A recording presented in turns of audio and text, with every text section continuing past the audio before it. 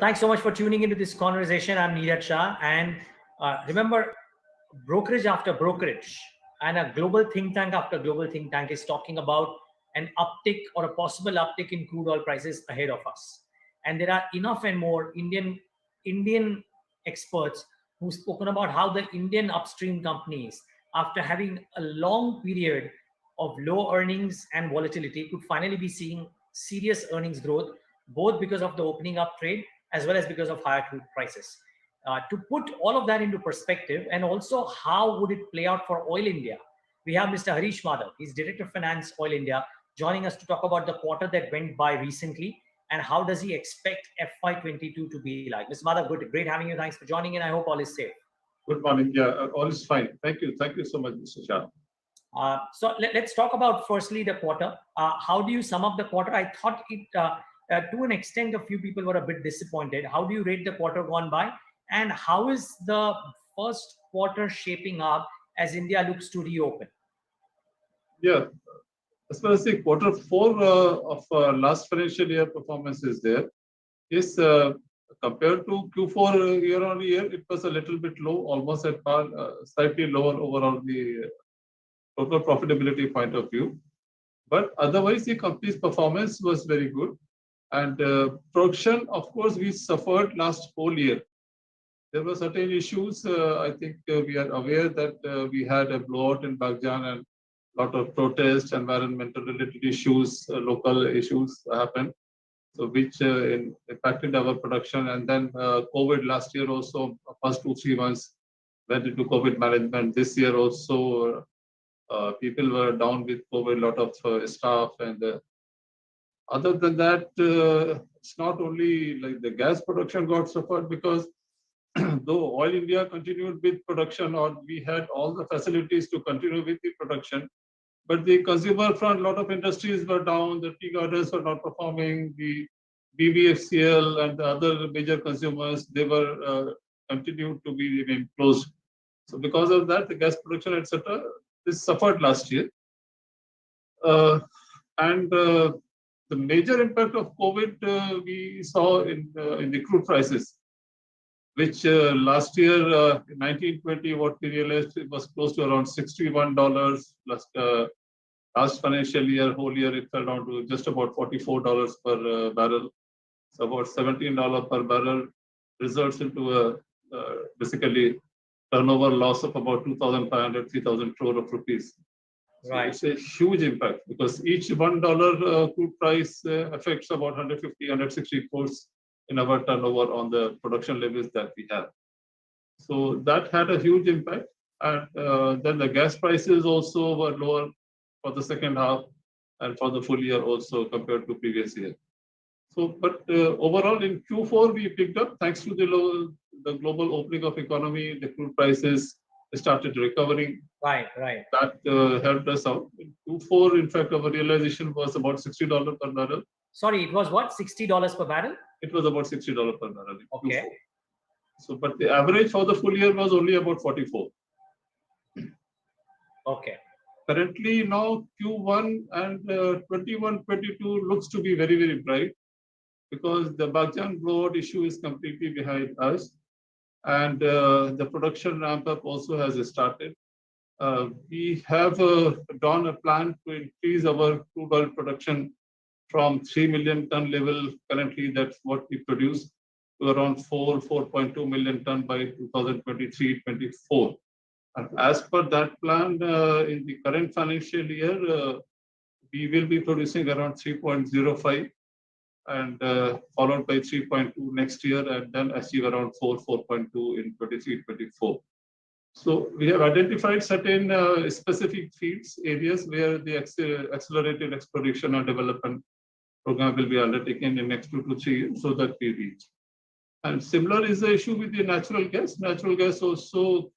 Sorry, Madhav, no, let's just break this down. Otherwise, it will be difficult for the viewers to digest so much of information. You are a powerhouse, not all of us are. So let's just break this up. I heard you speak some numbers. I just want to do a comparative of what it would mean. I heard you say that you would probably do between what 3.25 in terms around of Crude oil 3.05 and natural gas around 3.2 in the current year. In the current year, 3.05. How does Yes. this stack up compared to FY21? FY21, we produced around 2.91. 2.91.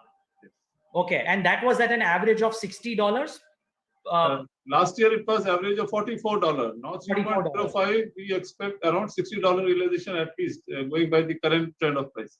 So that's the bare minimum that you expect to be. Yes. Okay. And That's what sorry.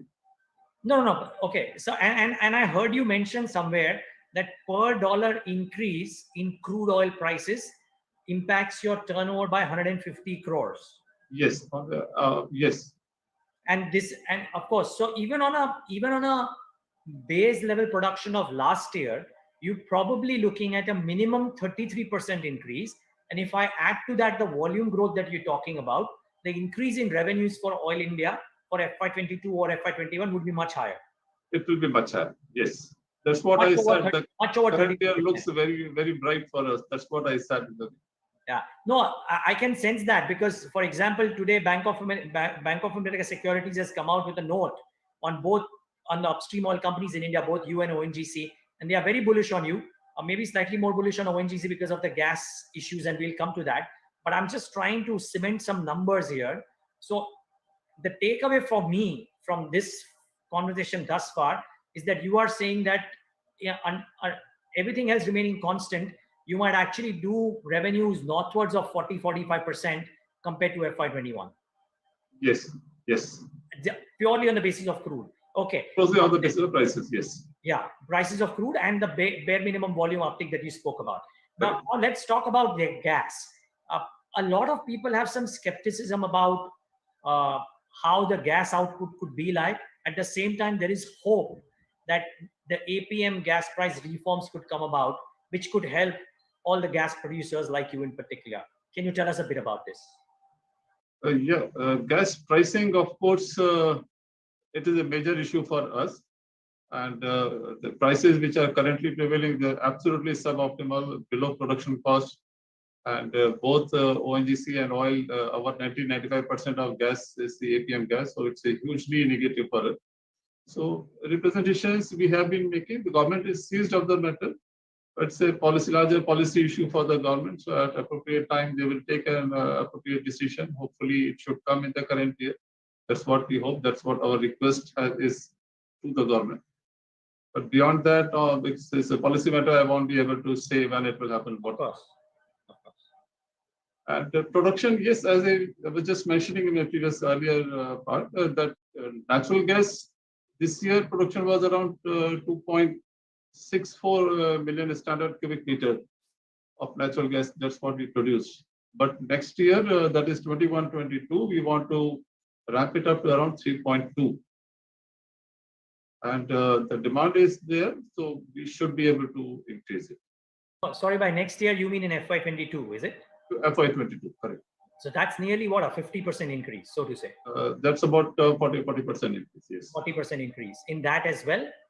Yes. And would unless the government changes the prices, the realizations stay the same, right? As FY21.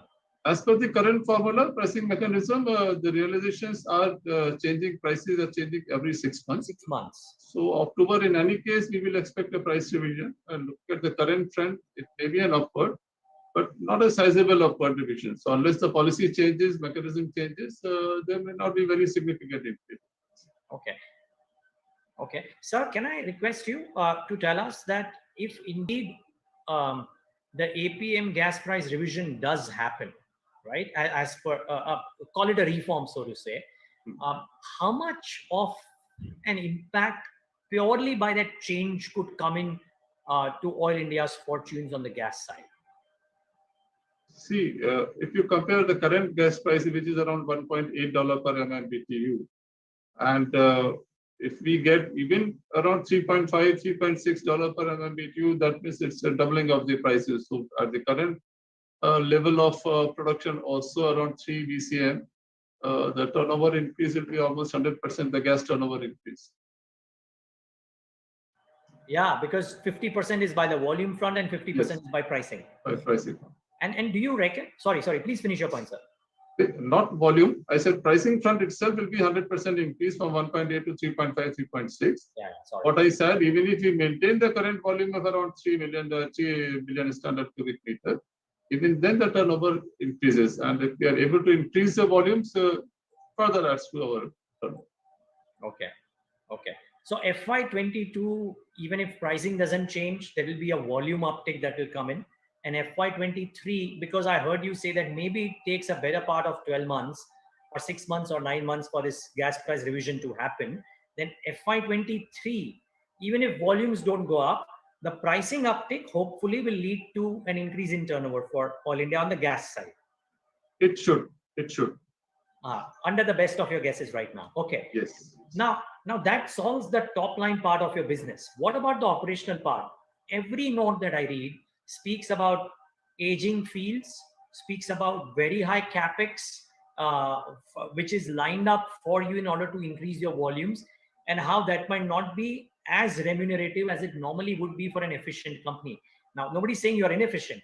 It's just that because of the higher capex and the aging oil fields or the aging fields, you have an issue at hand. How would you respond to that? See, the issue of aging fields is certainly there, and it's not going to get resolved unless we find some major oil or gas reservoirs somewhere and start producing, which we have not been able to do over the last several years. One reason was that the acreages were not available. There was a big gap between the NELP and the OLP round subbidding, and finally we have been able to get certain increase in the acreage now over the last 2 years. So with the new exploration, only we can expect some basically quantum jump in the reserve estimates and the production levels. What 4 million ton I am talking about is from the current discoveries which we are going to put under accelerated development. The other issue, I'm sorry, I just got disturbed. You talked about the operating cost. On the operating cost front, I think it is not right to say the costs are unremunerated, we are not competitive. The costs are very much under control. If we see the actual raising cost, it is just about $12 per barrel. And over and above about $16, $17 per barrel is the levies of royalty and cess. So total cost works out to around $32, $33 per barrel. And we have comparative analysis of the companies of similar size as that of Oil India. And we are very, very competitive as far as the cost structure is concerned. Okay. So then, yeah, no, please finish your point. And the costs are also not increasing over a period of time. And they have remained around $12, $13 per barrel for the crude oil and less than $2 per MMBtu for natural gas. As we increase our production, if we achieve the numbers what we have projected for current year and the next 2 years, this volume increase will certainly result into a lower cost. That will also happen. Sure. But is it suffice to say, Mr. Madhav, that purely by virtue of operating leverage, if nothing else, the operational margins that you would have clocked in FY21 as a year would show marked improvement in FY22 and possibly FY23 as well?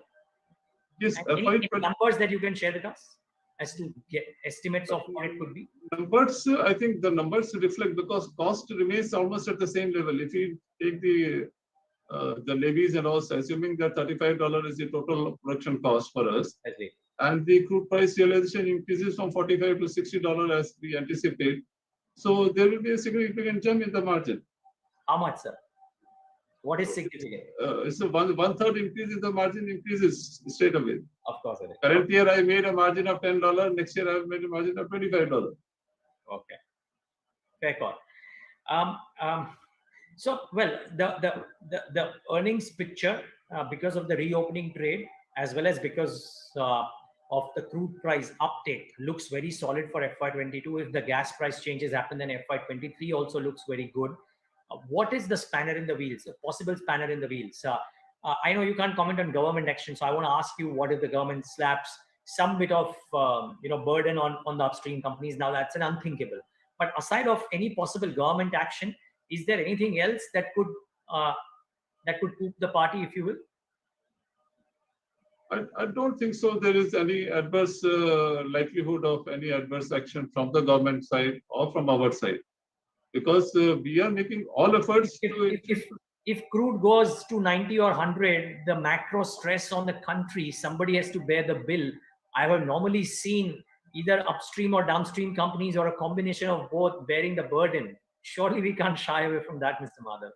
See, we are not looking into a scenario of $90, $100 per barrel crude price. Okay, what's your if that happens, certainly it will be a different scenario altogether. It may attract different type of actions it may require from all fronts. But at $65, $60, $70 crude prices, what we are witnessing today, there is not going to be any burden on them. Got it.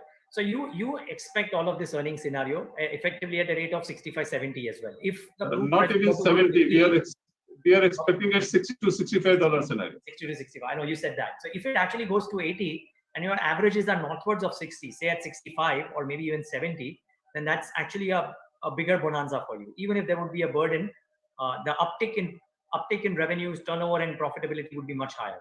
Safe assumption? You are right. But in any case, our assumption is that crude prices should remain around $60, $65 range bound. Okay. The temporary spike, what we are seeing today, is around 75.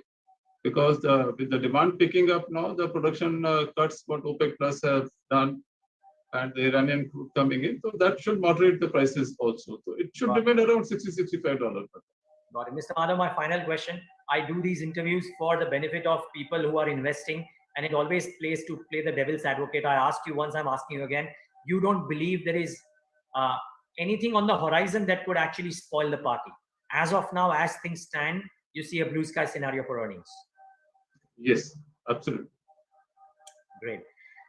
Fair call. Mr. Madhav, really appreciate you taking the time out and speaking to us at BloombergQuint. Thanks so much, and wish you all the best for a safe and a profitable FY22. Thank you. Thank you so much, Mr. Shah. Thank you. Looking forward to talking to you after your first quarter. Sure. Cheers. Viewers, thanks for tuning into this broadcast.